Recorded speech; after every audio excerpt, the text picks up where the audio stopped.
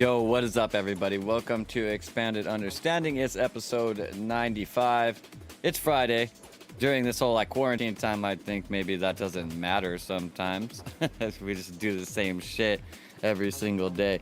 But hopefully, this show can add something a little bit different to your life and something that you can do for fun all the time. If this is your first time here, please make sure to like, subscribe, check out all the stuff in the link below.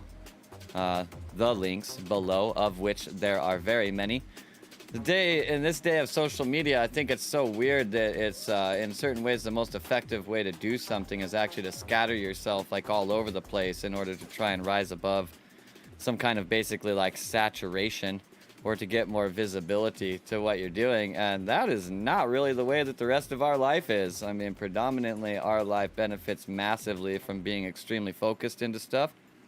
Social media does this too, I think. I mean, if you're trying to get your content around to 85 different platforms, but you're always really just making it for, one of the platforms, and you're not really being effective on those other platforms. And to really spread yourself around somewhere, you have to actually do stuff for each platform. That's really actually a lot. I think people overlook it when they have the idea of utilizing social media, especially for business or to get some kind of message out. That, I mean, it seems really easy. I just pick up my phone and post a message, everybody hears it, right? Well, it ain't really that fucking easy, actually, in the long run. But nothing really is usually as easy as we make it out in our mind right away. There's kind of a saying that we vastly overestimate what we can do in a year, and we vastly underestimate what we could do in 10 years. And I think this really, the reason why I think this holds true is because really, predominantly, we're pretty fucking bad at focusing usually. And we look at what seems, from a logical standpoint, what would be possible in a year, and maybe something seems possible with that, but when we actually try to apply it, usually we don't actually apply ourselves in the way that we would need to in order to actually generate that result. But if we do keep making quality steps moving forward, then we definitely can build something over time, even if it feels like it's impossible right now. Is if there's anything that I took from climbing that was really the best possible thing that I took from climbing, if there was anything of value to really hold on to, it was the idea that many things that seemed completely impossible to me at one point in time actually ended up reaching a place where they were completely easy. And this really came as a byproduct of, just doing other related type of things. You get better at climbing rocks by climbing rocks. So by climbing rocks that I could climb, or by trying to climb rocks that I couldn't climb, I progressively became better and better and better. And due to the kind of the nature of the climbing lifestyle, you're moving around all the time. There's weather that you have to deal with. Climbing outside, very dependent on the weather. And nevertheless, when you over the course of a year, maybe you'll be one place in the winter, and then you go a different place for the summer. And when it comes back to the next winter, you have this opportunity to go to that, maybe you go to that same place again, or maybe it's 2 years later, and you get back on some of the same stuff that you tried before, and you show up to the rock. The rock is exactly the same thing as it was when you were here before, but you're always different, even just from day to day, but definitely from year to year. And sometimes it will just be so fucking mind blowing. I really pushed myself in climbing. I had times where I would come back to somewhere the next year, and everything that basically felt impossible was all the stuff that really that I actually even had to give any effort on. All of the stuff that I did before then seemed just ridiculously easy now. And the whole, everything that was a project for me that I was really going to need to work on was something I had never even looked at before. But it's just such an interesting, engagement with self, coming back to something that, in the best of cases for this in my life, when I first looked at the thing, I was like, that's fucking impossible. I really actually don't think anybody could ever do that. And in the best of cases with this, it was something actually that no one had ever even done. It was just a rock out in the middle of nowhere, and you're looking at it, and you maybe can envision something for it. You first start trying to do it, and you're like, yep, sure enough, boys, it's impossible. There's no way we're ever going to be able to do it. But, through progressive goes because something inside of you is going like, well, I fucking hope it's possible though. This thing's really cool. I really do want to do it. Through progressive tries with that, you start to maybe you do start to believe that it's at least possible. You just have to be much stronger or much taller or much more committed or much less scared or whatever the case is for that specific climb. And progressively, as the time goes by, you find yourself like breaking down each of these little barriers, you know, like you're a little bit less scared at the height where that boulder problem or that rock climb is difficult. And as a byproduct of that, you operate better there. Or just your mindset on climbing has shifted and you're doing it more for fun now. And before it was like you were trying to become something. And as a byproduct of that, you're just seeing yourself grow massively. And just because of that shift, the new approach is more effective for you or whatever. And it's crazy to see. Like, I personally love it. Like, I know a lot of people engage with like the idea of progression of self or refining themselves or enhancing themselves or whatever because they feel like they need to do that and because they feel like, you know, that's what they're supposed to do. I personally have an opinion on why they always lose the race to people like me. I don't fucking do that at all because I feel like I need to do it. I feel like I've already progressed plenty. I'm fine with that. I don't feel like I need to be something else than what I am right now. I could be half of what I am right now, and I'd still be like, you're pretty dope. And I do it completely because I want to. Simply because I think it's fun. I think it's very interesting to engage myself in certain ways or find something that I want and then figure out what part of me it is that's stopping me from getting that shit. You know, it's the only thing that could possibly, to my mind, be separating me from what I want.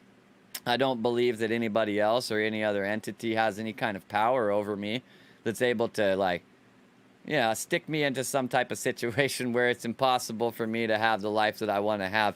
I think it's entirely my fault, and I think that because I want to think that. I think, I mean, I work with a lot of people that do not think that, and my personal opinion is that that's half of their problem. Is that they don't think that.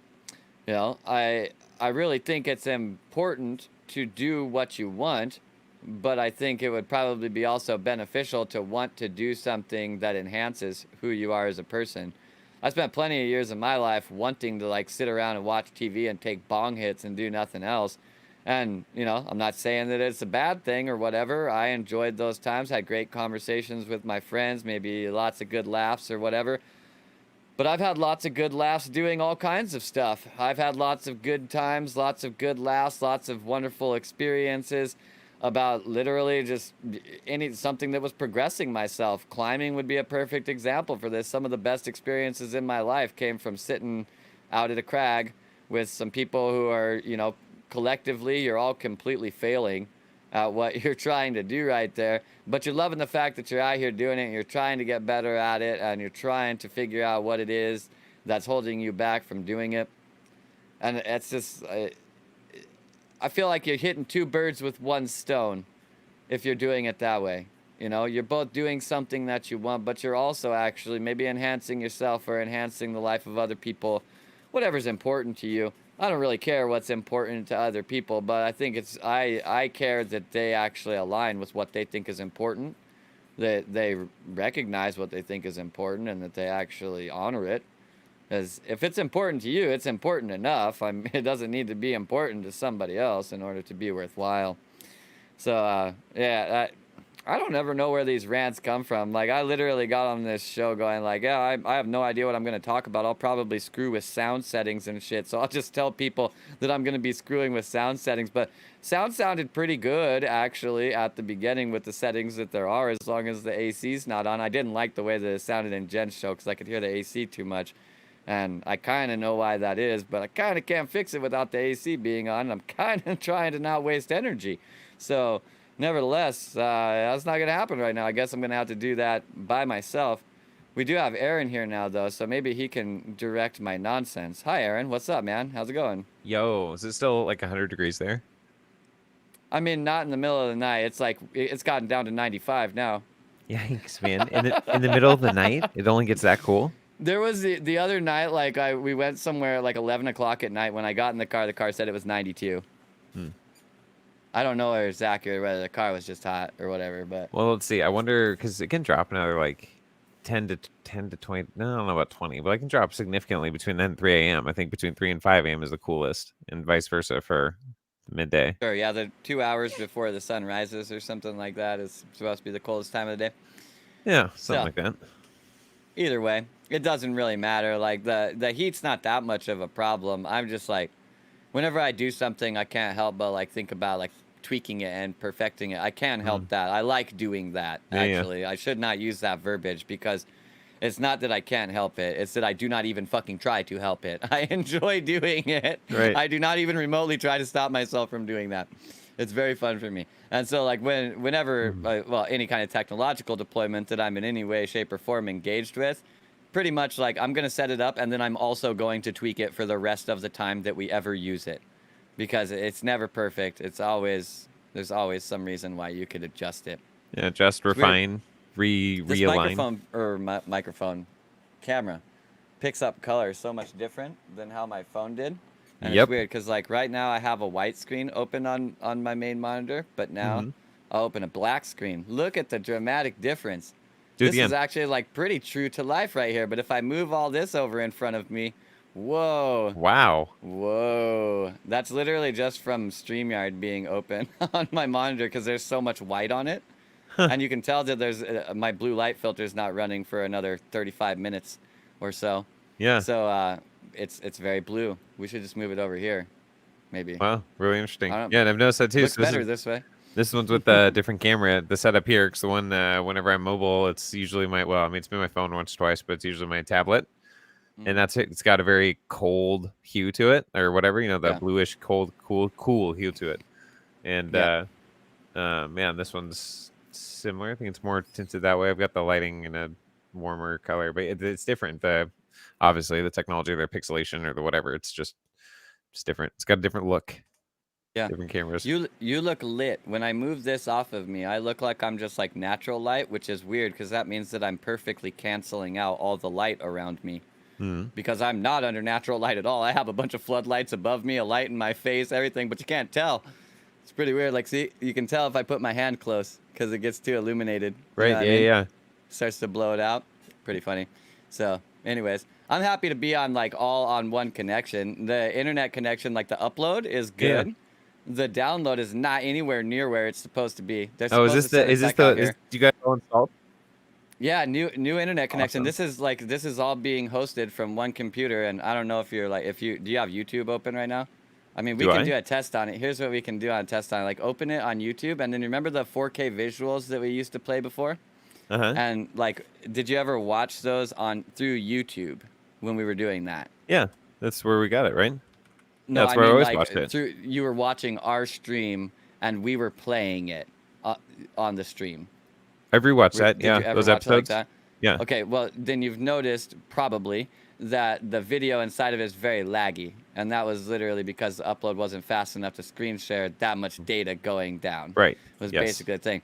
There is no fucking way that is the case now because I have a pretty enormous upload now, like 40 gigs or 40 megs. So it's 33 to 35 times faster than what it was before. Yeah. So I'll actually I'm just going to turn these visuals on and then shouldn't have done it in that window, but we'll get this all set up. That's all right. It's We can good. see which window it's in by the reflection on your face or the hue on your face. So I'm not gonna have any music on with this, but I'm actually gonna just fast forward it to somewhere where it's more crazy. But like if you were to look at it on YouTube now, which I'm kind of doing this. Hey, I'm kind of doing this so I can look at it on YouTube. Yeah, I'm but watching our stream right now, yeah. realistically, all of it it should be just as smooth as it would be on like my own computer. There's no reason why it should be lagging at all. So it's will be good for me to check that. But nevertheless, yeah, it's perfect. Awesome. Fantastic. Now the world of OBS opens up to Zachary Superfluidic Mortimer. I definitely have a lot of stuff that I need to do on there. Like, well, it's really the daunting part of it is actually the integration with other programs, and basically getting other people sorted with that at all, because like have to make sure that you're set up on Discord and you understand how to use Discord so that we could connect through there, so that we could Hmm. draw from that. Because right now we use StreamYard as the whole platform for the entirety of the connection and the broadcast, which is a nice streamline, but you know it's also got a million limits as we've talked about Yeah. before. So Well, it's very good. I mean, a lot of it too has to do it like. The way that we transition scenes drives me crazy. A person that's like a perfectionist like myself, when I'm like, right. hey, let's switch it over to 2 cameras instead because I'm done screen sharing this. Yeah. Now the whole screen is completely fucked Yeah. up, Yeah. and I have to manually go over It should here definitely be and tied switch it to together. the one that we're. I fucking hate that. It Yeah. Yeah. drives me Yeah. nuts. You know what I mean? And I'll actually, let me see if I can just get a video of these up real quick. But like for OBS, I mean, you can make all of these with After Effects. There's a bunch of people that, or a bunch of whatever companies that have already made like plug-in packs Mm. for various kinds of transitions. Let me see here. Is this just a video?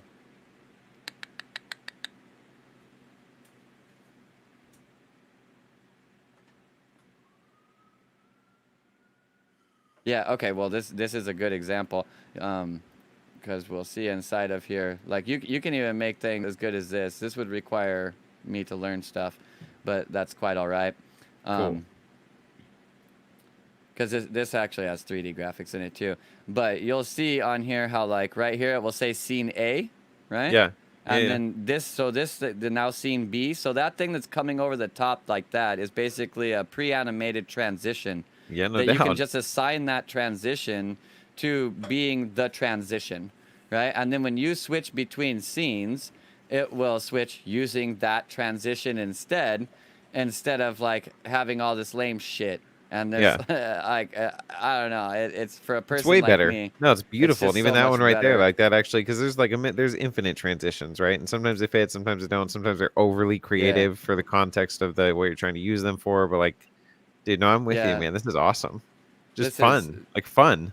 And this stuff's fairly easy to create. I mean, like functionally, that graphic that's right there is. I Uh-huh. mean, you don't even need that in 3D in order to make that thing because you're really just using like a bunch of After Effects zooming effects that end up making it look 3D, and it's separated between layers, and you're zooming the layers at different rates, which makes them look like they're coming apart from each other when this thing's happening, and so it looks 3D. It's not. It's a bunch of 2D layers. So Mm. it's amazing what you can do with a 2D layer and shading. This thing right here, Yeah. on the other hand, is a 3D object. Actually, that stuff's not too much of a problem either, though. You just make that inside of something like Blender or Cinema 4D is my personal 3D creation studio of choice. And then Cinema 4D basically plugs right into After Effects, and you can just bring your 3D elements right in there and tween them just like any other element. So, Between yeah, them, yeah, tweening, awesome. which basically means to animate between keyframes. So, this is like, fuck, man. Building these actually from scratch, woo, that would take forever. You know, like if you actually had to Yeah, no like do doubt. every single little frame in order to have it good. So like 1 second meant you needed to do 60 frames, right? Right? Yikes, dude. Yuck. That would be no good. I mean, we wouldn't even have Disney if that was the case. You know what I mean? Like No shit. Disney's tweening animations all over the fucking place. Otherwise, they would never have these films. So.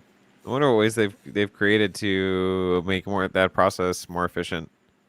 You know, instead, I mean, as they draw, A they record lot. as they draw, and then they auto some kind of algorithm realigns it so the edges are correct, and it lines up with the previous scene and the next scene. I mean, I just can't see them and drawn out. I mean, certain genres of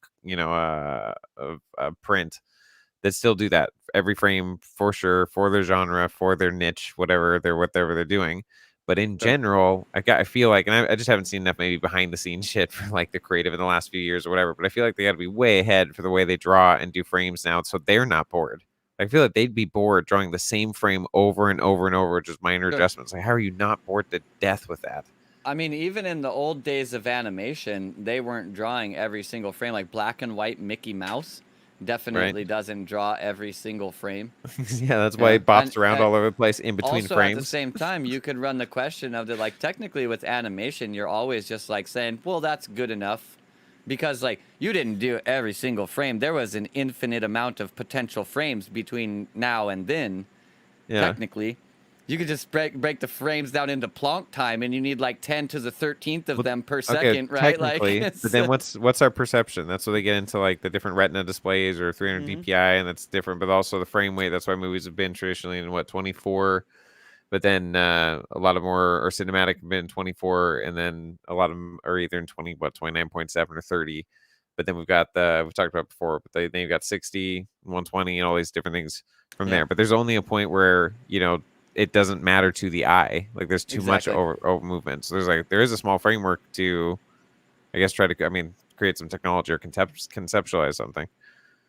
Yeah, it's functionally always subjective arbitration though, because you're going like, what's going to be perceiving this, and how many frames does it really need to get the picture? Okay, You know what what's I the mean? best? Let me ask you this: what's the highest frame rate that's the most enjoyable to you to play the game? Like what's the one that we were talking about the other night? The Rocket League, a game like that. Rocket League, you want as much frame rate as possible. What is it? How I, many is I, that?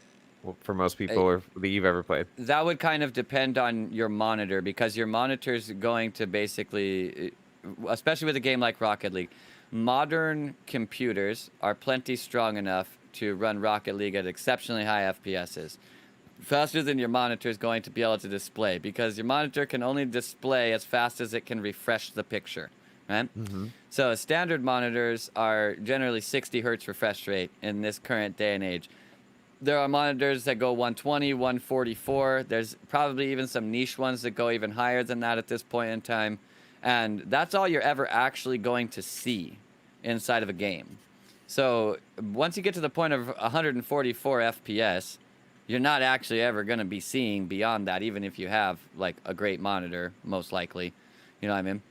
So if you Okay, have so some that's a number. 250 hertz monitor or something like that, then great. But inside of games, you functionally want the highest frame rate possible, because you want to basically be accounting for a time when as much shit as possible is happening on the screen. And the moment that you're like assessing what your frame rate is probably isn't a moment where as much shit as possible is happening.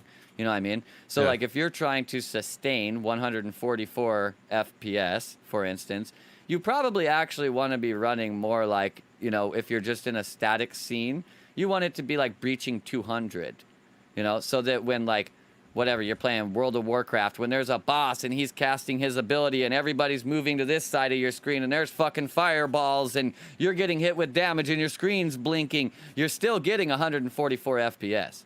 You know what I Yeah. mean? Yeah. Yeah. If you're not doing that, then I mean you're hampering your ability to play the game basically completely because of that interface method. And this is why every power gamer, regardless of the fact that they have like an amazing computer, they never play on ultra settings. Like ultra settings on a game never are optimized. You could play a game from 10 years ago on a very, very modern system today, and if you played it on ultra, it probably wouldn't give you your desired frame rate. There are cases, but there are also lots of situations where, like, if you're trying to maximize as pretty as a game or as pretty as a piece of software can possibly look, you're probably sacrificing some of its functionality. They're kind of inverted to one another. Performance and quality. You know what I mean?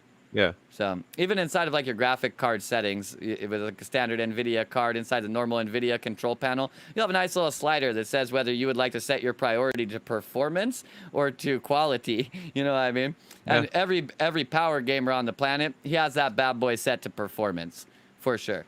Because Yeah. that's all that really matters at the end of the day. Yeah. It's weird. The people with the nicest computers in the world probably do not need them. Is kind of what I'm saying. Yeah. As a side note, I want to comment on that and try to remember what the graphics on that. Willow's been nominated by Kevin for president, and after her suggestion of bringing back '90s rap, so it sounds like that will be her campaign songs. Let's do '90s rap. Support our admin for president. You're gonna need to legitimately be able to resurrect people in order to do that. So if you can do that, you probably should be president. You're a much stronger wizard than these other fools. Dude, So what do you speaking of rap from the '90s, like what's your take? I never really dove into all that Tupac Shakur was. What is your understanding of him to music or as a person or belief systems or whatever happened to him? That's kind of before I just didn't dive into all that ever. that is a confusing one that I don't have a position that I'm sold on. I will tell you What are that the from positions? I don't even know what the positions are. the Or that you're considering anyway. saying it very Well, keeping them like simple, then we can dive into them more. There's a Cool. lot of people that believe that Tupac Shakur was this extremely high conscious individual that very much so was like trying to make a change in the world, and that's probably part of what led to him being murdered. Okay. Hmm. Then there's the other kind of more, I guess, popularized perception inside of modern society of who Tupac Shakur is, which really he's like this gangster rapper, right? He's just a Right. rapper or whatever. Then there's the kind of more conspiracy angle on that. When you start, okay, so inside of the hip hop community, it is quite apparent that at one point in time, there was a bit of a coup.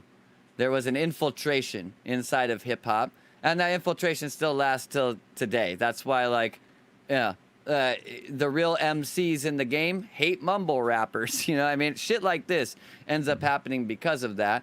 And this could have either been just because of corporations, it could have been because of something much bigger than that.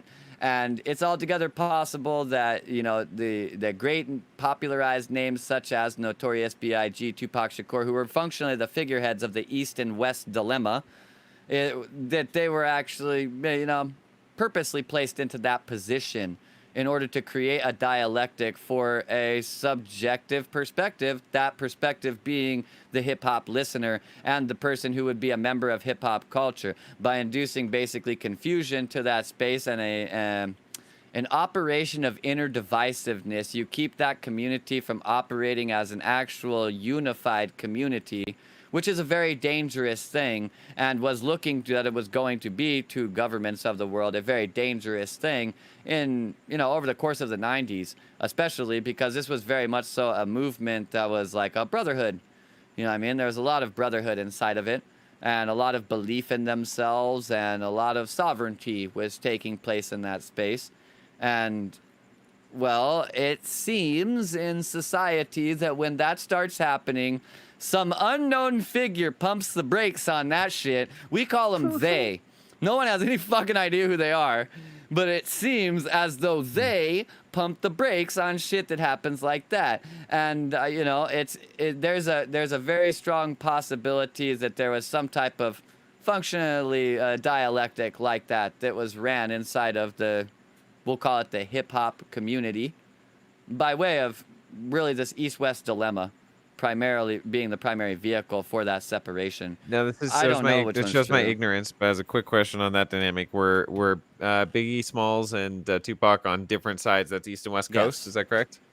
Yes. Yes. All right. Biggie Smalls was basically the figurehead for East Coast rap, despite the fact All that right. he was, I mean, like, he was selling albums and shit, don't get me wrong, but he definitely wasn't, like, the most respected East Coast rapper. Like, there's a whole lot, I mean, 10 people at least at the time that he was alive that would have been more sensible figureheads for East Coast rap, really. Like who? Who's a But handful? What are a handful of them? I mean, Big L would be a perfect example. Rakim would be a perfect. Rakim would still be a great figurehead for East Coast rap because he's 59 years old or something now. He's still rocking it, and he's been rocking conscious rap since all the way back. And like, dude, the shit that this guy was talking about in 1993, people who think they're woke today would listen to it and miss half of the messages. Like, the dude is fucking brilliant. You know what I mean? Yeah, awesome. KRS-One, another good example of a person who, regardless of their dialectic, still kind of stands at the head of conscious hip hop. And there's literally actually an organization that's known as the Temple of Hip Hop. And the idea of the Temple of Hip Hop is really the kind of the spirit behind conscious hip hop, where it's bridging the world of, well, a lot of this actually comes from hip hop's interaction with the Moors, the religion, the Moors. And a lot of Okay, the Moorish that's new to me. operation kind of functions inside of the same space. Most MCs that are consciously woke are they're not Muslim, they're Moorish, because these beliefs, which are basically, it's an African religion, And it definitely went up into also the Middle Eastern areas in many ways as well. They do a lot of the same things as Muslims, and oftentimes they get confused with Muslims a lot when they're actually not. For instance, like Muslims oftentimes wear basically a thing on their head, not like the Jewish yarmulke, but you probably know the hat that I'm talking about. It's tight to the skull. It totally it totally covers the top of the head, but I just thought sits those here. were Sikhs or Sikhs. Or Oftentimes people think that's a Muslim thing. That is traditional Moorish dress. Moorish. Okay, So so that predates all them. Muslims wear them as well. Interesting thing about this is, because you brought up Tupac Shakur, is that there's actually some overlay inside of that, and that's where really the question originally came from me with it, because Tupac is not a name that popped up out of nowhere for a guy that's rapping out of Southern California. Tupac is a very prominent figure in African history who led a group called the Thuggies, Thug Life, basically, that were very much so highly conscious individuals that were illuminators of their time. And Tupac was the one who he was the leader of the Thuggies. And so it's very weird that we then end up with an individual inside of that space who's claiming thug life named Tupac. And he's also kind of doing all the sovereignty thing. He's basically playing out modern Tupac. I mean, like literally the guy that he has the same name as. And it's kind of weird, you know? Interesting. There's a lot of weird stuff inside of that space. What we do know for sure is that anybody who was actually engaged with hip hop especially in the mid to late 90s, you felt a palpable force inside of the community that you know could do something big. And I am quite confident anybody else needed to be aware of this. Corporate America was definitely aware of this. They leveraged hip-hop music over the next 20 years from late 1990s until this point in time for enormous amounts of money. So they were very aware of it. There was very much so an emergence of consciousness coming through hip-hop culture. Realize, why would the government not like hip-hop? Why'd the government not like the Black Panthers? The Black Panthers were literally hip-hop in fucking action. That is hip-hop. Peace, love, unity, having fun, taking care of your community, you know, caring about your brothers and your sisters. That's exactly what the Black Panther Party was completely about. They weren't about like killing people and shit like that. I was gonna say, I feel like I've heard that before. Can you break that down some more? Because I'm really the only thing I know. This is so bad, man. Because so much of like history, you have to memorize the right answers so that you can, pass the test. And like certain things are interesting. You do your additional research on your own, but like in high school, whatever, you're just doing shit. You wanted to know what the Black Panthers were about? Yeah, man. The only thing, hold on, my reference that I can think of, Black Panthers. I'm like trying to think of what I've read or what I know or what I've heard, or like nothing comes to mind except for in Forrest Gump when the Black Panthers are having that party with them, right? And he gets protective of Jenny, and he knocks him out or knocks out one of the Black Panthers to kick him out of the party or whatever. But it shows them. I mean, it doesn't allude to much. The movie's not about that at all. But you just see him being kind of violent and just militant in what they believe is right, just like one of those groups to me. So obviously I didn't understand what you're describing now, let alone anything else from that movie. I think on some levels you probably would end up with that in any kind of space where people are owning their sovereignty, right? I mean, sovereignty is like, I believe that it goes this way.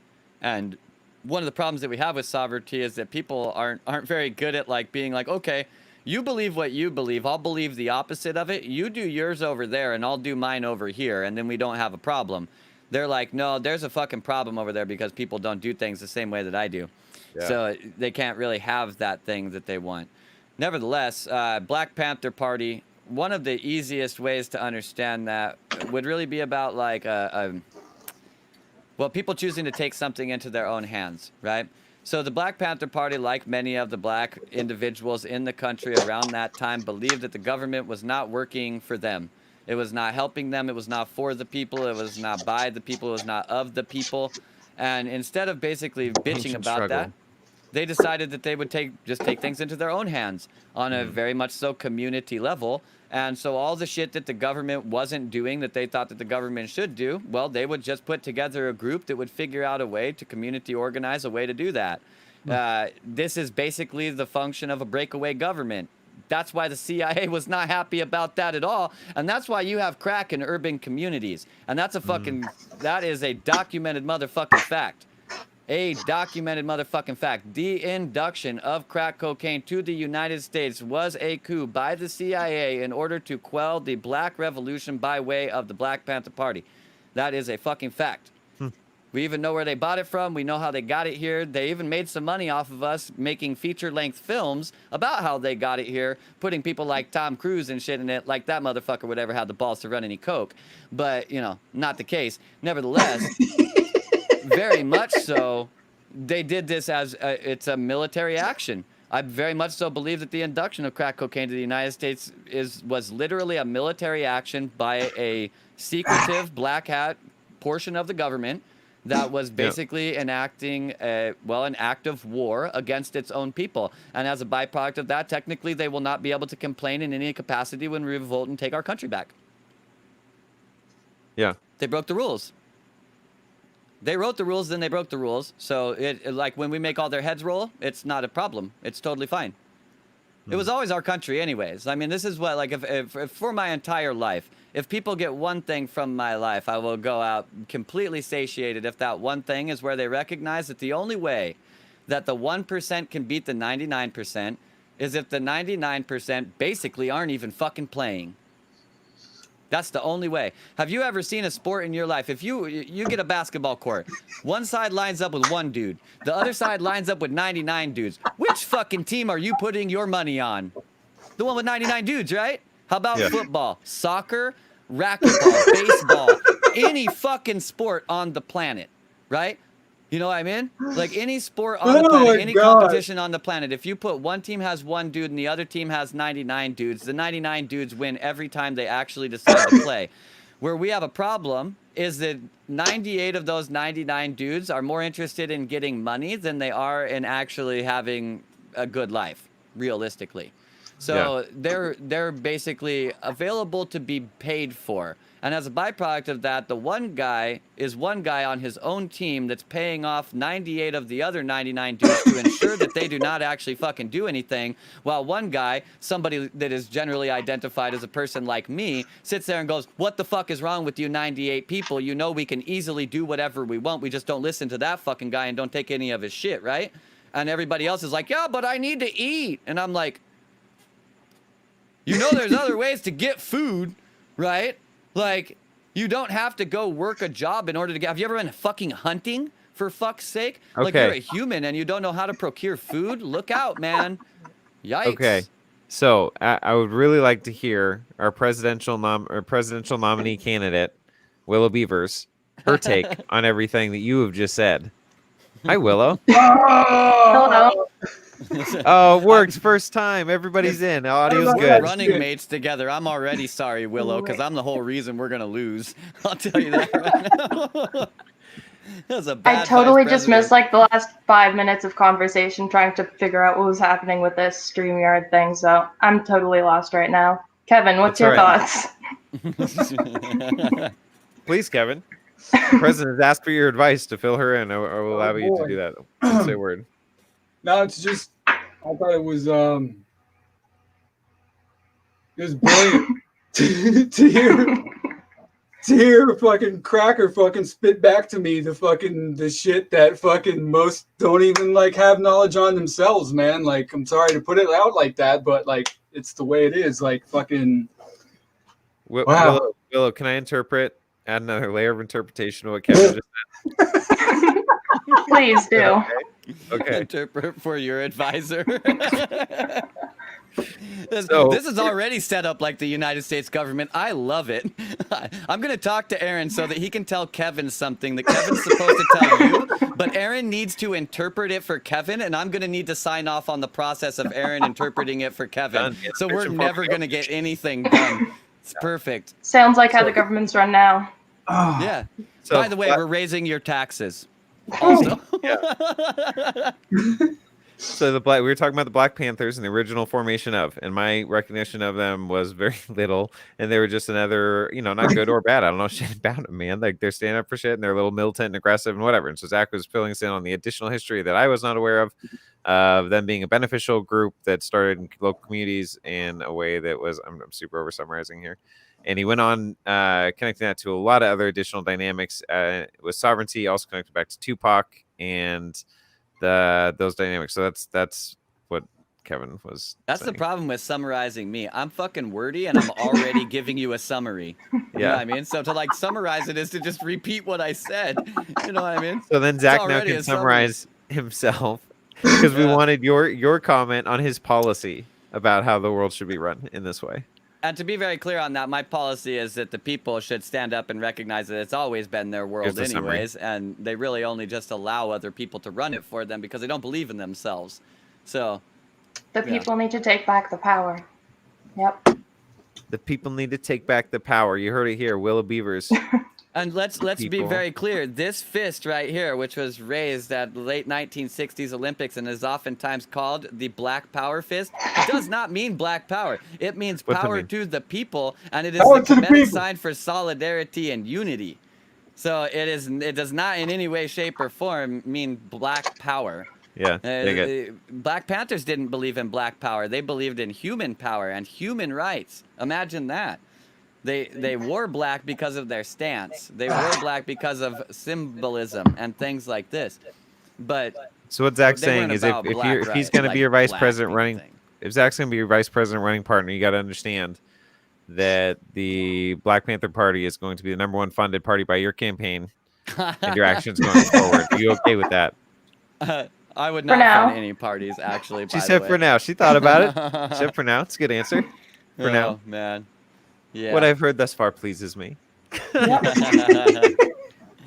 I don't know how much it will please the constituents at this point in time. They've been sold quite a raft of shit regarding that one.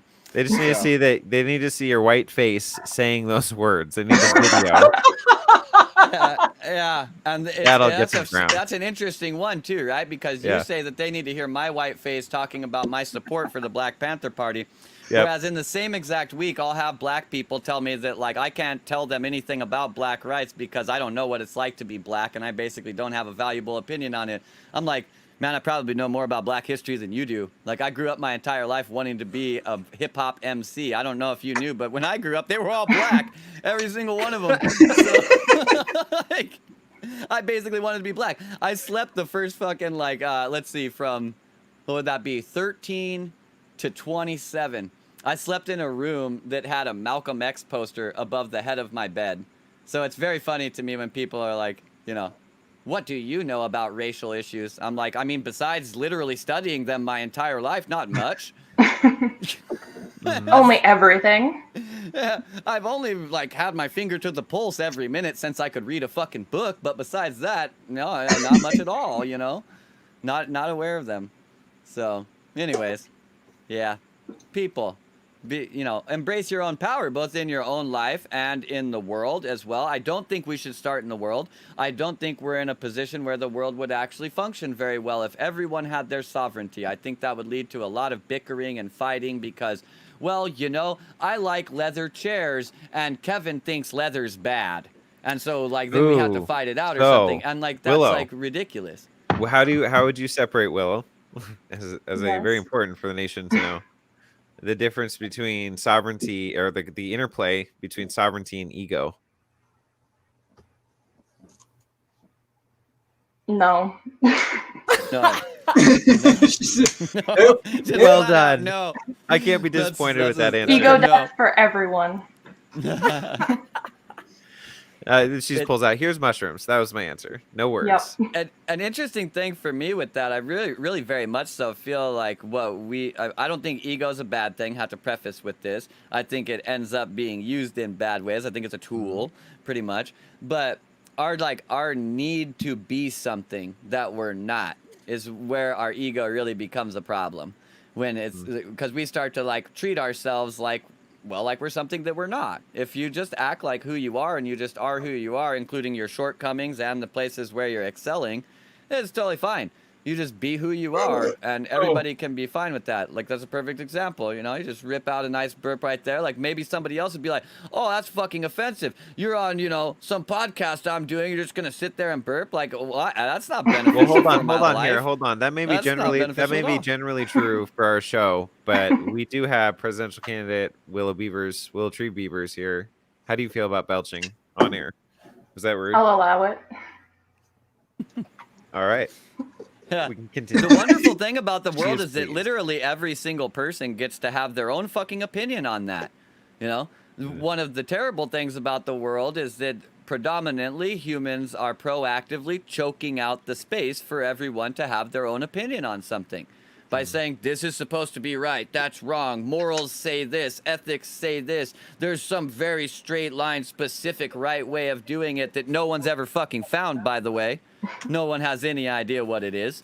But apparently, you know, if you're a good kid and you get good grades in school and then you go to college to get your degree and you meet your wife or your husband and then you get into your career, like that's apparently on the path to it, but we're not really sure actually what the fucking thing is. But just follow all the rules and do what we say and pay your taxes, all right?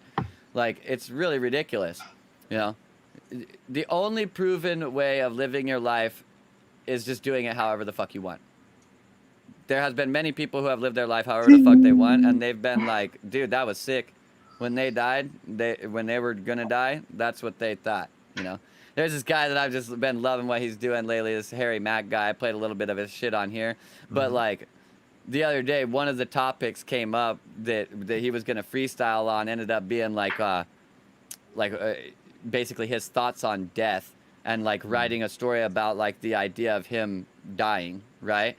And it was just so empowering that, like, because the way he ends up doing this is at first he didn't really have a thought on that yet, and since he's just freestyling and it's like keeps on going, you get to see him work through the idea that he doesn't really have a thought about like what that is actually going to be, but then he has like this little snap where he realizes like that's another moment that I get to choose. And the whole like context of everything changes. And he's like, fuck that. When I die, I'm going to go out saying like, that was the shit. I fucking crushed it. I put in the work. I did what I wanted to do. I lived it the way that I wanted to live it. That's what my death is going to be like. And fucking Harry Mack, you've already won the game, my friend. If you can do that, you've won the fucking game. Honestly. Like, you get over your fear of death, you might actually get a chance to have a life. You know? But wow, we are pretty afraid of dying up to the point where we're not even willing to like change on the daily. You know what I mean? Future Miss President, what's your favorite way of getting over death? I don't think that's something that I've had to overcome. I've never really experienced the fear of death. Do tell. Got over it last lifetime. Yeah. I mean, the death one's a weird one. Like it's not necessarily like it's always a problem to you. Some like when I was young, I did not even think about it at first. It just like it wasn't even a thing that was going to happen. I never thought about it at all. Then at certain points in my life, I've been basically like fucking terrified about the prospect of like dying anytime soon because I knew I wasn't who I wanted to be. I hadn't accomplished what I wanted to accomplish. And that had come after times where I was like, dude, I'm fucking content with what I've done. Yeah, isn't that interesting? I think we do way too much trying to stabilize what shit's gonna be like 10 years in the fucking future. You got no fucking idea what it's gonna be 10 years in the future. Just like do the best you can today. And like it turns out, if you do the best that you can today, every day for the next 10 years, you end up in a pretty decent place. But if you start fucking slacking off and making fucking excuses and blaming everything else on the planet for why everything is going wrong and so on and so forth, 10 years from now, you're going to be 10 years deep inside of that fucking hole, and it's not good for you. You know? I don't think we give our mind enough respect and realize that, like, we can change our entire fucking reality with our mind, and that means that we have the power to destroy our fucking life with our mind. We, like, really need to give this thing some respect and recognize, like, we have arguably maybe even too powerful of a tool at our ready access. We need to like actually care about being a decent user. Otherwise that thing might fucking screw us over. You know what I mean? You wouldn't go use a wood chipper without like paying attention to what you were doing and giving some respect to the machine, because like you fall in it, well, you got some fucking problems. Or if you're in Fargo, North Dakota and you're putting people in it back in the remember that was the 90s? Fargo or whatever. Yeah.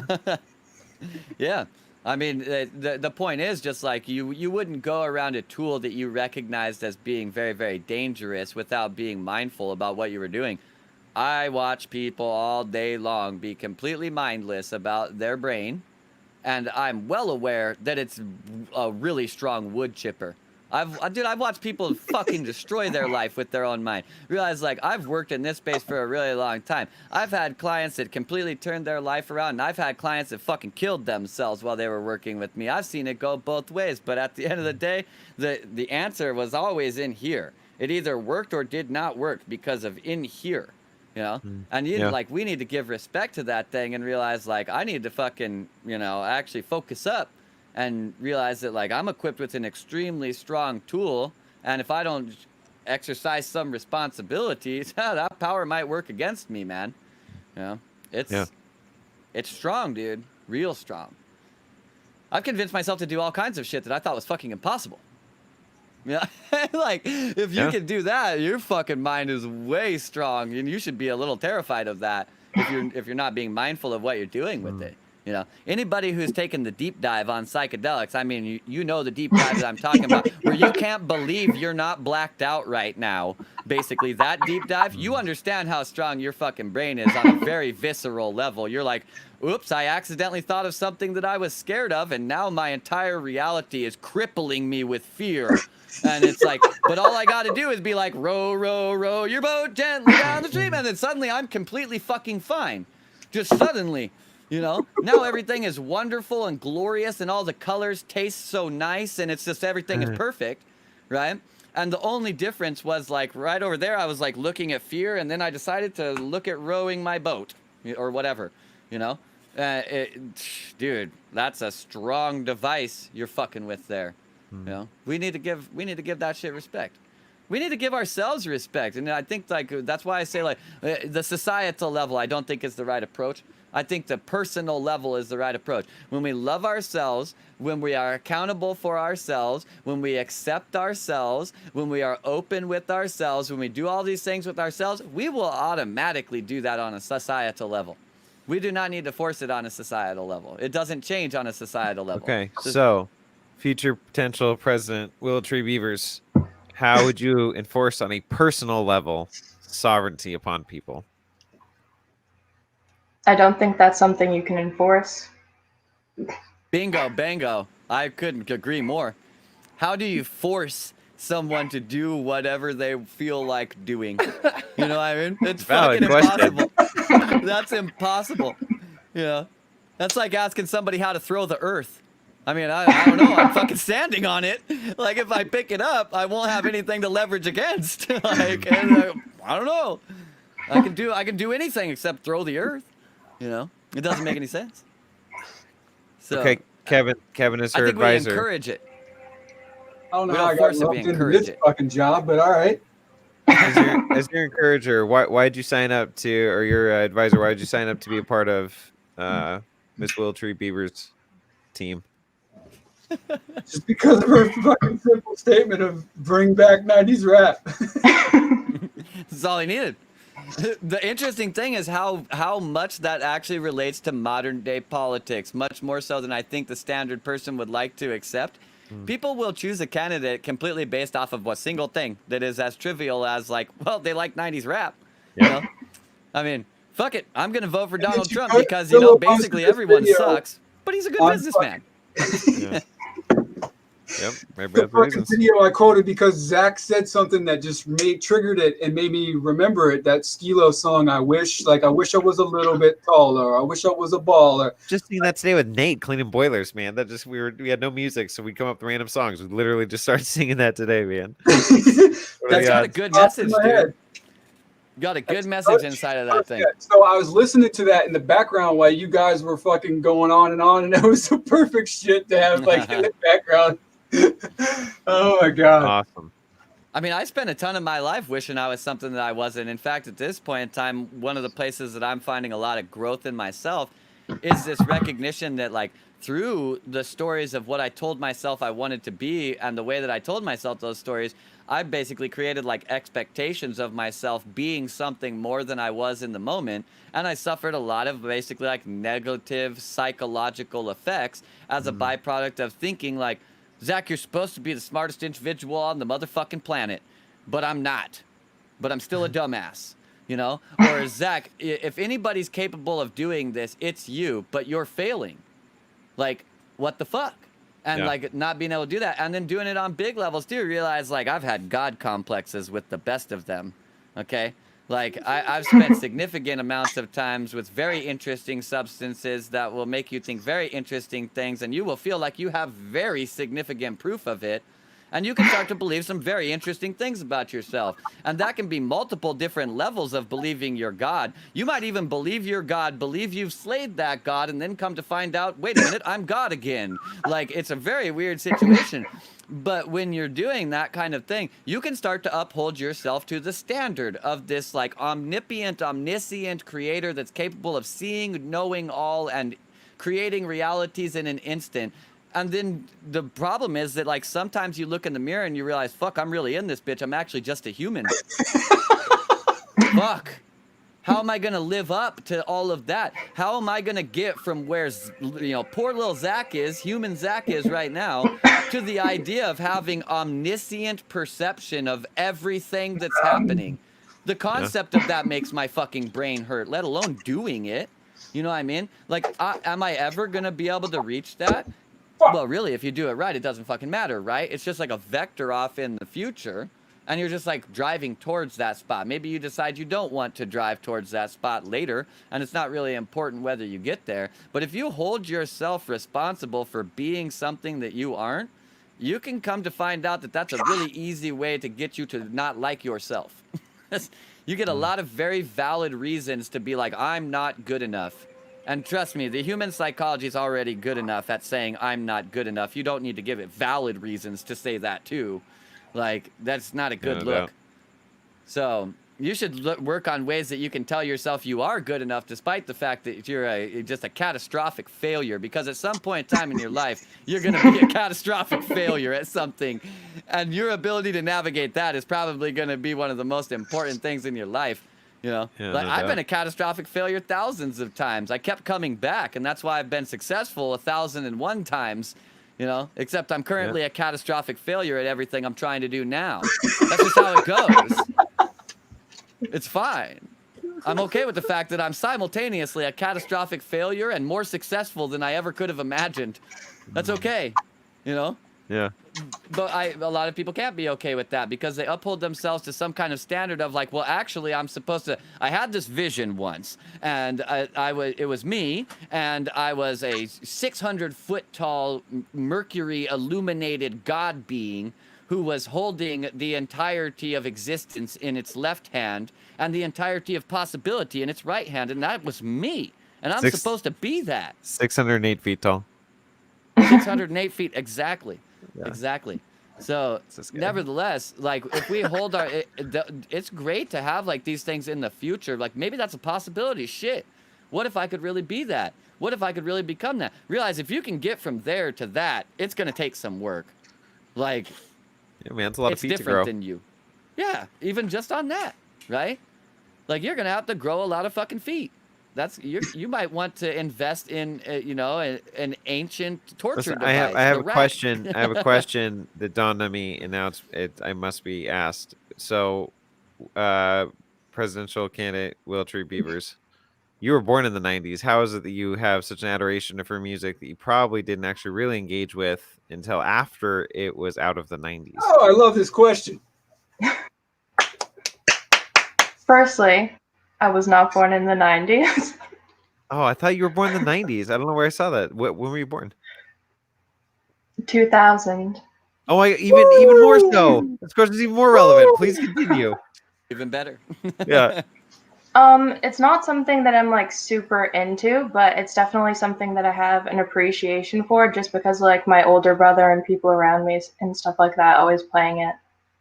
Oh, the older siblings thing, that makes sense. I was the oldest, so that I didn't have that older influence, except my neighbors. They were really into Nirvana. That's the only reason I knew, and Beastie Boys. That's how I found about it. Intergalactic, planetary. That song's sick. Yeah, man, that was awesome. I'm super glad that came into my reality from the neighbors. Oh, man. Yeah, I mean, I think a lot of the people, well, rap is generally something that younger people like. It generally is. And so majority of the people, even at this point in time, that have any kind of like adoration for 90s hip hop, they're younger folks that came across it maybe through some form of nostalgia. The offshoot from this, the only outlier, is the people who are like your real backpacker lyricists, and they start digging through the files of like who was the best lyricist of all time, what they say, what did it sound like, what kind of rhyme schemes did they use. Got to make sure I'm not copying them, but I also need to copy them a little bit, you know. And they start like meticulously analyzing it, and then they really see what like some of these people are like. Realize even still like a lot of times a person right now that will say like 90s rap was the best. If you start like, well, do you know about this person from the 90s that was amazing? They're like, no. What about this person? No. What about this person? No. And like you come to find out that there's really only like a handful that they really do know. That's plenty to have an appreciation. You could hear one fucking song and be like, I don't know what kind of genre this is, but it's the shit. I love it. You know? Yeah. It's the shit. I appreciate the hell out of it. I don't know anything about it, and that does not matter, you know?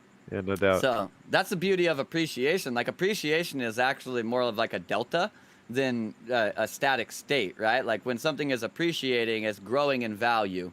You know what I mean? Yeah. And so every single moment that you're hearing of one song, your appreciation can be transpiring because you could be being drawn deeper and deeper into your, whatever you call it, your engagement, your love, we call it appreciation, but it's not really appreciation. I mean, appreciation is like a process. You know what I mean? We use that word there, and it works fine. But I have a question again for our candidate here. Is it okay, Willow? Is it okay if I call you Willow? Of course. Okay, you allow it. Good. I'm glad because the long intro every time was start. I was like, all right, I can't do this every time. Thank you. So Willow, what a no, I'm reshaping it. I'm reshaping. Willow, You're not going to be the campaign manager at this rate. No. Third stop, and he's going to be like, let's just not put up signs anymore. Yes. All right. It's boring. Willow, what's some of your favorite type of music, or songs, or eras, or whatever? Elaborate. I would say like rock and roll, alt rock, that kind of thing. A lot of indie bands. Now, If I had to give like rock, what's an example of one of your alt rock I don't preferences? even know what that is anymore. So yes, please. Well, I mean, like a lot of the bands I listen to don't really fall into like one specific subgenre, but Fiddler is one of my favorite bands. FIDLAR, they're like, I don't know, some kind of rock music. And then the Orwells, also a really good rock band. Or check those out. Never ever heard of it ever Anyone? in my life. See? Yep, I'm not surprised by that. I like that the first thing that I found about Fiddler is that the band's name is an acronym for "Fuck it, dog. Life's a risk." Yep. Fucking amazing. All right. I already like them. That's it. See, I don't even know what genre that Fuck is. it, I dog. like it. That's a much the better shit. way of saying YOLO. You know? Yeah. Like, much better than that. Like you're gonna be risking it in some way or another. You might as well go after something that you want. So fuck it, dog. Let's do it. You know? That's a good way to go. Do you ever listen to Alt J? Are you into that kind of rock? No. No. What's Alt J? Alt J is an interesting one. They're kind of like Alt J. Really, they are. They fall into the subgenre space of alternative rock, but they really like. I mean, even just like the singer himself, he has a very unique delivery style that. Well, and to be completely honest, it's kind of like mumble rock, but I have a lot of friends that really like Alt J. I appreciate that they're different. It's not like, I'm not like, oh, damn, Alt J, this is the shit. But I know some people that are like, I'll sell my fucking kidney to go to an Alt J concert. So, yeah, I mean, they must be good, you know? Ain't nobody selling kidneys to hear my music. So. Not yet. Not yet. Yeah, maybe later. The Alt J will still have many years on me of people selling kidneys for their music, so. Kevin's still got be some with new music. Kevin, you gonna use that new music as the intro for your presidential candidate? What the song that Yeah. I sent you today? Yeah. Yeah. You can create a separate version for the campaign. Do it. Son of a bitch. I told you to keep that fucking under wraps, man. Son of a bitch. That one's not for the campaign? That one's not for the campaign? I wasn't supposed to tell people it's for the campaign?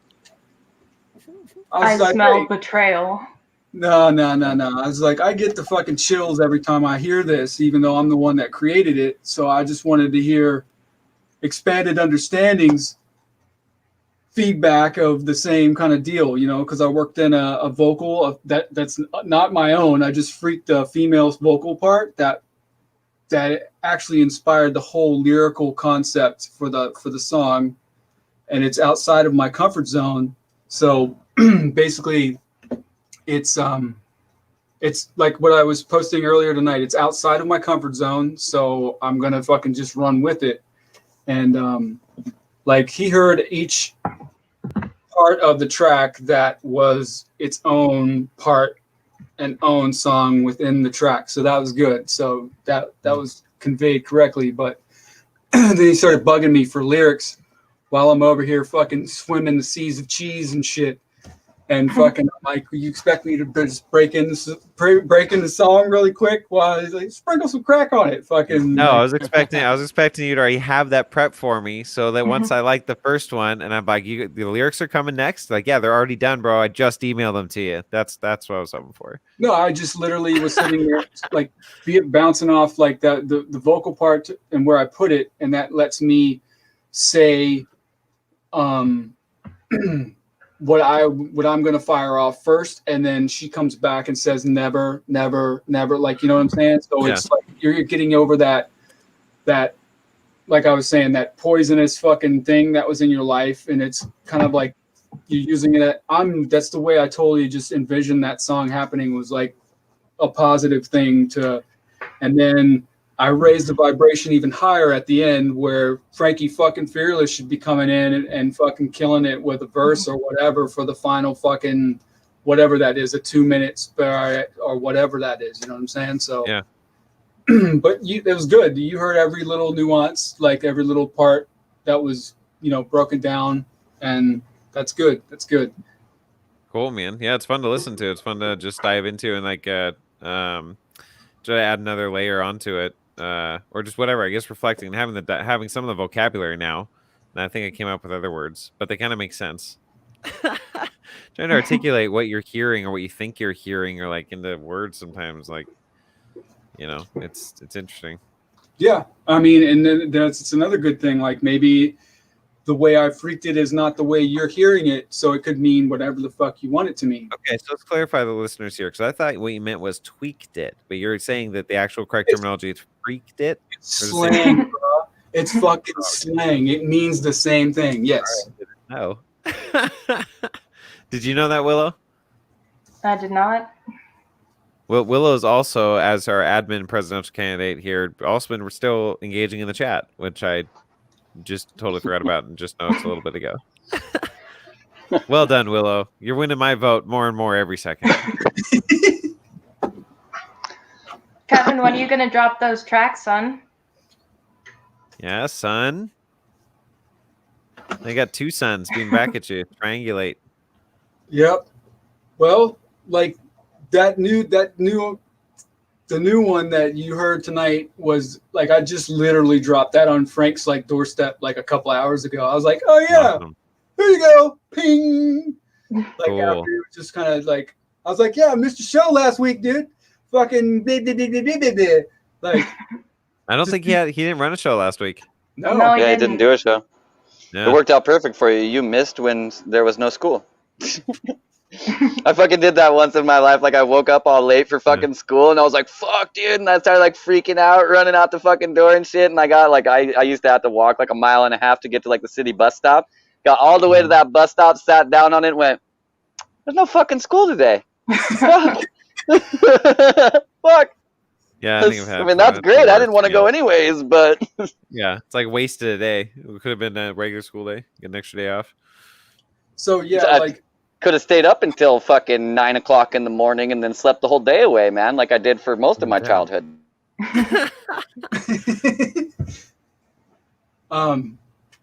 I'll share this with you, Willow. Like, so the whole concept and project that Frank and I have embodied has been in, we've been in experiences and groups and bands and such previous where things felt rushed, which then leads Like every project that I've done, I've released it and been like, oh fuck.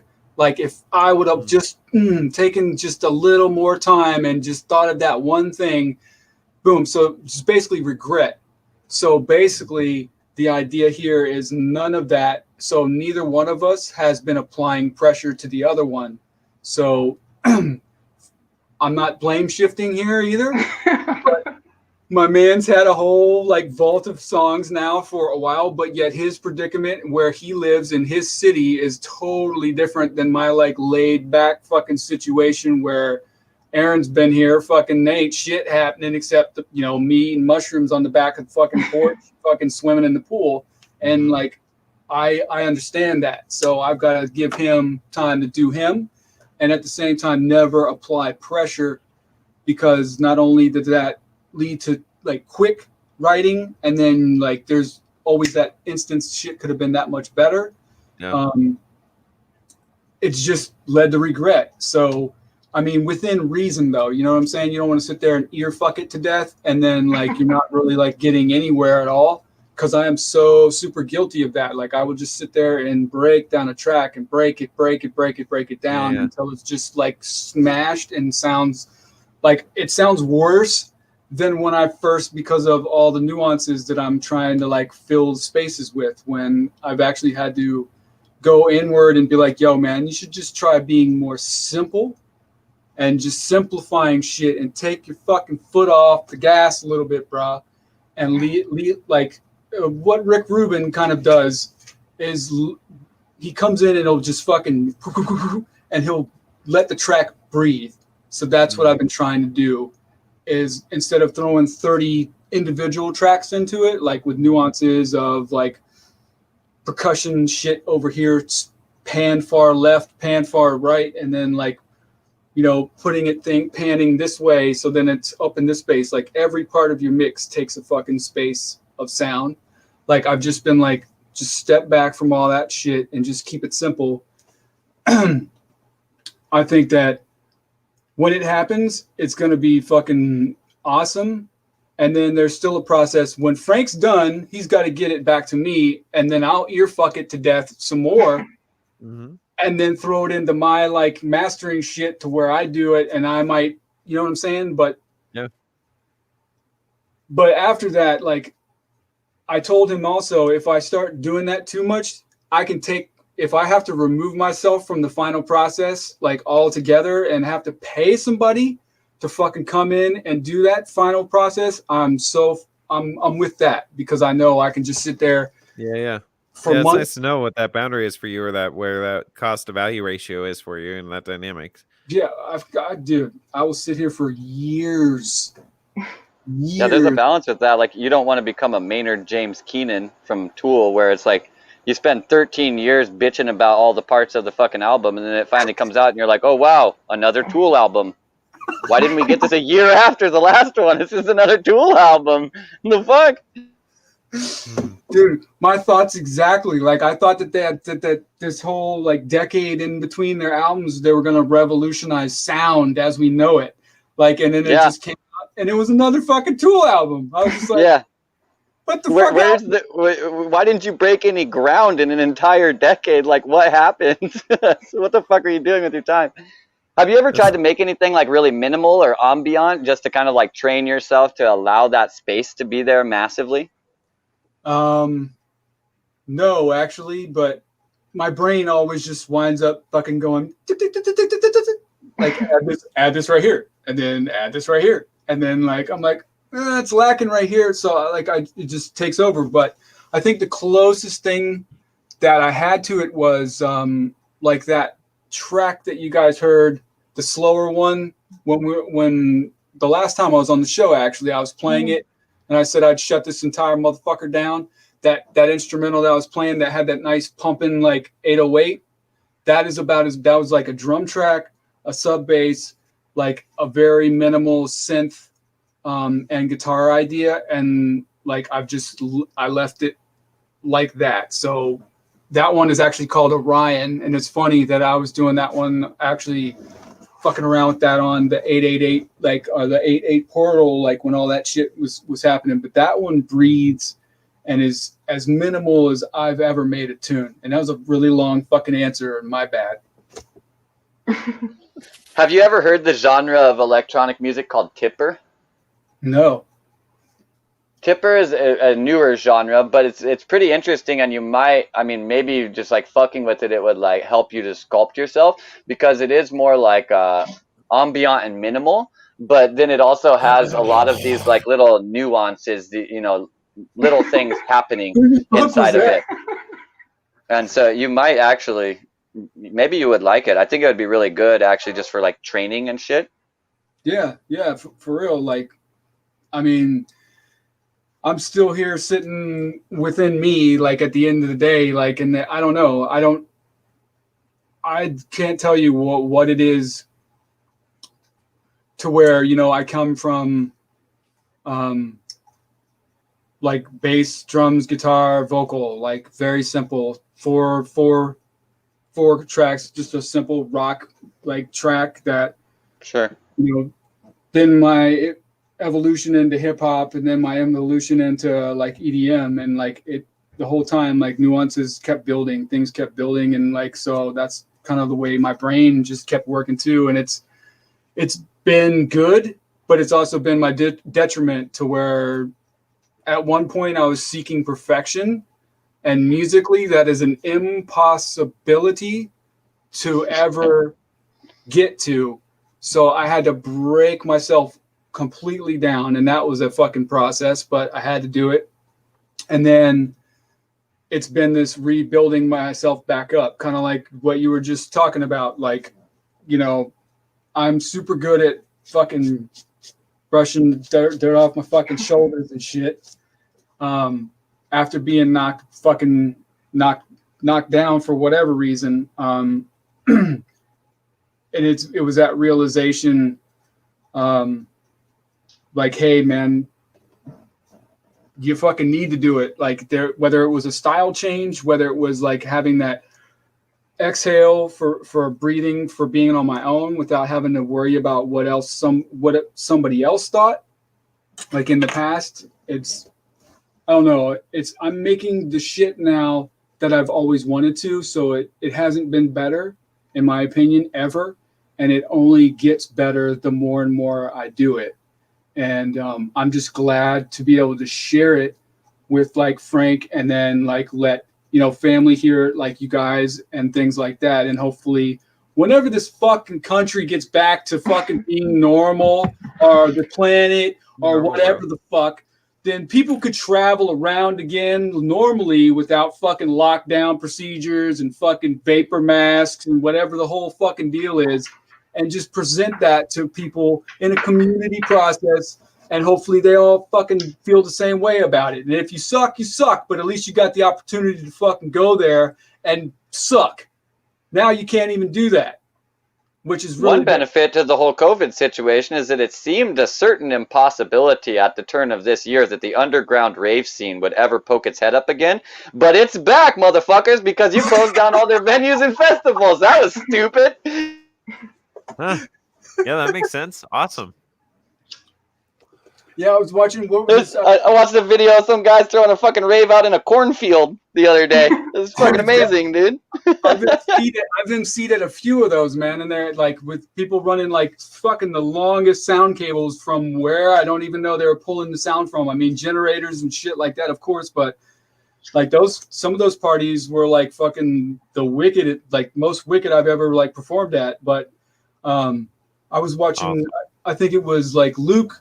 But also like where we're at technologically, in the UK, these drones had infrared like camera. They were like watching, like must have been 200 teenage kids just chilling, doing what kids do, bucking on the system, like drinking some beer, and like they rolled in on them like that, like for not social fucking distancing. Like that shit is crazy. Like, and then there's like Australia is also taking that shit to the ninth fucking power. So that's going to be interesting to see how all that shit unfolds. Because, you know, the politicians here just fucking are salivating at that fucking chance to mandatory vaccinate and the whole fucking deal. And I shouldn't probably even be talking about it because fucking video might get fucking ting, ting, ting, ting. Well, so here's the thing. Let's talk about it like this.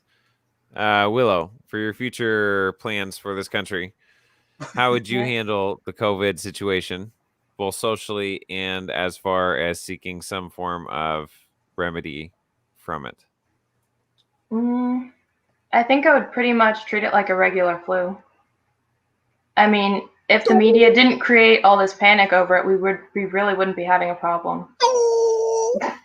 So, what would treating it like the regular flu mean for you? What do you do when you're sick, or what would you do for someone if they were sick?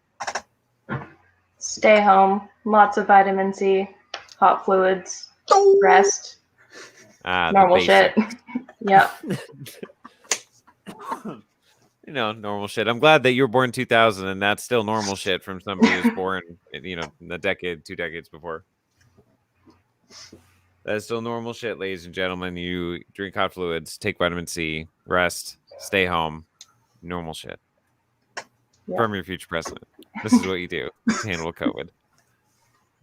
Zinc, tonic water, vitamin C. If that won't take care of it, one cycle of antibiotics for 3 days.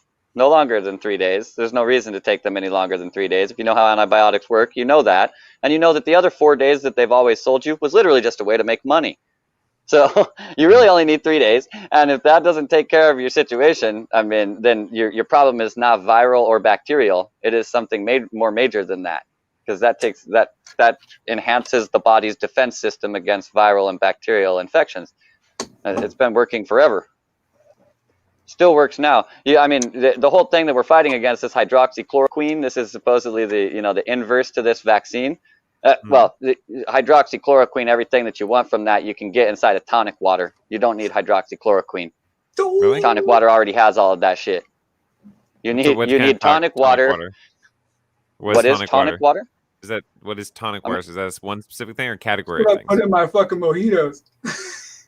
Yeah, No, so, it's literally just a sparkling water? preparation way of water that carbonates it, and I don't know the exact process of making it. Isn't it like but carbonated mineral water or something like that? functionally, yeah, it's that. So you'd want carbonated ionized mineral water, and I don't know if they make that. I guess they have those carbonation machines now because we get distilled water and add ionic trace minerals. That's stuff your body can actually absorb. And if you do the other process, that sounds awesome. No, I mean, like, this is what they've been doing in other countries to treat people that had like malarial infections and shit like that for a really long time. And you could go farther than that. You could go kind of like the Dr. Sebi, or even people that were kind of more fundamental than him. And really the idea that like the body needs to be alkaline. All these things that you're being told to take right there, vitamin C, zinc, tonic water, all of these are going to alkalinize the body. So that's like, it takes very simple laboratory testing to see how something operates in an alkaline versus an acidic environment, and you can test various cultures that you could have in the body in those petri dishes and see how they react, and you can see the effects that are different between having an alkaline space and an acidic space where the exact same thing is inside of it. And you will come to find out that in the acidic space it grows very rapidly. A lot of these detrimental things, viral infections, bacterial infections, cancers, etc., they grow very quickly in an acidic environment. But in an alkaline environment, for instance, with cancer, it literally cannot grow. It literally cannot grow. So, in a certain way, like, we already have the cure for cancer. We just don't accept it because it would be free. So that's a problem. Yeah, there's at least 13 of them that are in that documentary, The Forbidden Cures of Cancer. Very much so. There's a lot of, I think what's even the dynamic of terrain theory versus germ theory. I mean, yeah, huge one right there. And I don't know why that one's so hard for me to just remember, no matter how many times I looked into a grasp, but just the dynamic, I think it also resonates with, or it's the same thing as, you change your terrain and the environment will leave. You can't be a hospitable environment. It's not just like working out and exercising. Like, I mean, that's true. Those are parts of it, but all of it, right? Mindset, diet. I mean, just like there's so much to it that goes into having your body an efficiently attuned DNA skin suit technology or whatever that means for you. Hey. Oh, he's back, but he's muted. I think we just see with this, And he's like, it's unmuted. really more complex at the end of the day. The terrain is a big space, and it's not only physical, it's also metaphysical, and so we need to take that into Oh, account. there you go. Like Yeah. your consumption is all of the information that comes into you. It's the stuff that you see, it's the stuff that you eat, it's the stuff that you drink, you breathe, everything that you're doing. You're consuming data all the time. If you want to look at it at a very fundamental level, and if you don't take into account all of that stuff that you're consuming, then you're not actually going to be able to determine where the output came from. But at the end of the day, it still doesn't change the idea that garbage in, garbage out. So you need to make sure that you are actually tuning your consumption towards things that are beneficial for you, whether that be foods or that be thoughts or whatever, relationships, everything, your entire experience. You are consuming all of it. So you are consumed by it. That's what we say. Yeah. You know, I mean, you're completely immersed inside of your experience. But really, it's really like, it's a two-way thing. You're consumed by your experience because you are consuming it, and you are the whole that is a sum of its parts. But your parts are the experience that you consumed. So it's a reiterative thing. This can be very beneficial or very detrimental for us. And if the best way to look at this is by the functions of sound, in my opinion, the ideas of constructive versus destructive feedback. If you utilize that exact same system in a constructive way, you get a multiplicative effect, which is functionally an amplifier. If you use that in the wrong way, you get this horrible fucking feedback that goes and just gets louder and louder and louder and is worse and worse and worse and worse. We do the exact same thing with our mind with destructive feedback cycles. Most people don't really actually understand the function of these cycles, and they most certainly don't understand the function well enough to then manipulate that function into its inverse and use that previously by default detrimental function to be something that actually enhances their life. But that's completely possible, because if a thing can go up and down, well, it can go also down and up, because that's the same thing. So we don't utilize these things right. We don't use feedback properly. We can see this just in like the way that people go for like advice from other people. How many times in your life have you had a friend ask you for advice and then not fucking take it? It's called destructive feedback. It makes the relationship feel worse, right? You're like, this motherfucker coming to me asking me for advice, wasting my goddamn time because he ain't even gonna use it. You know what I mean? But if that same person comes to you with that same thing, you give your advice back, they take that advice, action on it, then come back again with a further iteration of their process, then you see that the relationship is better, trust has started to be built, you're actually functioning more effectively, you've had some kind of growth, the person that you're asking is inspired to answer, the person who is asking is inspired to ask. There is a big constructive function inside of that space because the feedback was actually managed properly. So, in other words, don't go asking people for fucking advice unless you plan on taking it, because you're hurting more than just yourself. You're wasting both time and you're actually destructing the energy in that space. It's always going to happen hold on. that way. There is an exception. Got me an exception too. Never For like, asked for advice. Good. You don't need other people's advice. They lack context. That's why, like, I don't even give advice. Like, realize, like, I'm a mindset coach that does not give advice. And I know to a lot of people that seems very fucking weird.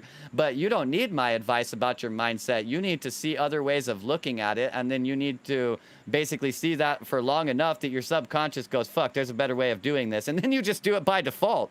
You don't need my advice. I don't need to tell you to do anything. When your mind finds a better way, it does shit different. That's how it works. All the time. But oftentimes people think that their problem is something that is insurmountable because they're unwilling to try a different way. And by the methodology that they're utilizing, it is insurmountable. Because it's going to continue to create itself, generally through destructive feedback. So they're both formats of creation. That's what I think is the most interesting thing about it. But destructive feedback is destruction that is created by creation. okay, so just so we know what's going on here in this interview of potential candidate and her vice president, who is the speaker on her behalf, she in the background is answering questions, and one of from Jen saying, "Will, serious question: when you become president, will you be an American citizen, or will you become an American citizen, or will you be the first Canadian president of the United States?" And Willow answered, "The USA and Canada will become one country, and I will be the queen." There it is. That's Apparently, it, you're man. going to get England, too, got because the those two behind the countries already scenes. have a queen. You got the behind the scenes interview. You're not going to hear that anywhere else. She said that, quoted. She will be the queen. That's who you're voting for. On the plus side, I mean, from the looks of it, Queen Elizabeth is getting towards the end of her reign, so, you know, unless, of course, she is, in fact, actually an immortal lizard, in which case what she looks like as a human does not matter. I guess not. It can go on a whole lot longer than you think, apparently. For all we know, she's been queen for 8,000 years. Yeah. We don't know. There's some books that say that some other dude was king in between there, but, you know, maybe not. I don't know. So, what if Queen Elizabeth II is actually Queen Elizabeth I, just really old? Like, really old. 400 plus years old. Really old. We got a Methuselah on our hands and shit. She could be. Have you seen her? Damn. Yeah, that might be what 400 looks like, guys. That might be what 400 looks like. I'm not sure. I've never seen a 400-year-old in the flesh. Unless, of course, she's 400. Then I've seen her plenty of times. Yeah. Yeah, I'm she's super old. supposedly 37. I don't feel like I look it or feel like it either. So it's altogether possible that you could be like 400 and really actually feel and look like you're 80. Yeah. Why not? Oh my god, dude. What is our age really? Like, I mean, it's very Well, I much know, so like okay, what we Bill feel Burr- like, right? Bill This Burr goes says, back to this conversation about death. See, he thinks he's going to be what, 300, Aaron? 360. There you go. And I just think we'll transcend the whole deal. Yep. And I feel like I'm cheating the system by saying I'm only 1 day old all the time. I can't die because I die every night, so I'm not worried yeah. about it. It's not a big deal. I love the definitely am diversity going of to the die in my perspective. sleep every night. I love the diversity of those perspectives, though. Like, that's awesome. As long as Just it whatever, works man. for you, No dude, doubt, you're fucking yeah. golden. I don't give a fuck what your story is. Right. You write your story if you're doing it right. Yeah. It doesn't matter. It literally doesn't matter. This is one thing that I think fucking people have twisted, man. They think that like the history is very important. History is not important unless you play it out again. That's the only time that it still becomes important because the present moment's the only thing that's actually important. I can project all kinds of potential futures for the world or specific people in it. Most of them will not happen, if any of them even happen. I can think about my past in millions of different ways and say that it's going to affect the future in all these ways. But none of those perspectives are actually true. The present moment and the people's decisions in the present moment will determine what the next present moment holds inside of it. That is always true and never fucking changes. And that like takes me right back to Spaceballs. We're at now. What happened to then? You just missed it. When? Just missed it. Yeah. We're always at now.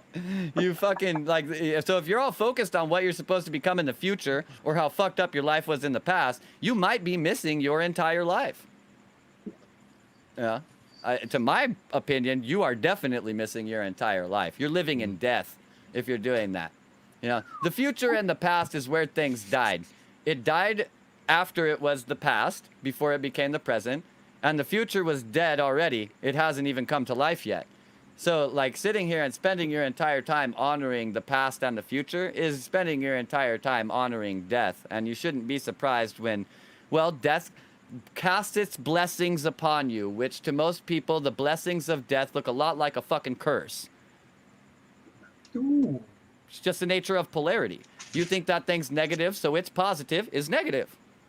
You know what I mean? So people experience destruction in their life. They see the dissolution of fucking boundaries. They see themselves not being good enough. They see themselves not stacking up or having a bad past or whatever the fucking case may be. They see all of this stuff because they're sitting there revering death, and that's what death gives you back when you revere death. I should know that. I revered death for most of my life. I've only revered life for a very small period of time. I can already tell you that it's better. It really is. It's better. I wish I would have gone that way first because I probably never would have tried the other way. I'm glad I tried the other way, but I probably wouldn't do it again if I knew what I know now. No, I definitely wouldn't do it again. Definitely not. I'm definitely not coming back in any type of iteration ever that does the same thing that I did at the beginning of this life for a multitude of reasons. One, because I think that guy was an idiot, and two, because I already did that. Boring. So. Which aspects of that guy do you think was an idiot? Like, what do you mean? I You mean, wouldn't want to do it well, first answer, which is sort of a cop-out, all of them. But, you know, to be more descriptive, when I was a child, I saw things like a child. As I became a man, I started to understand things like a man.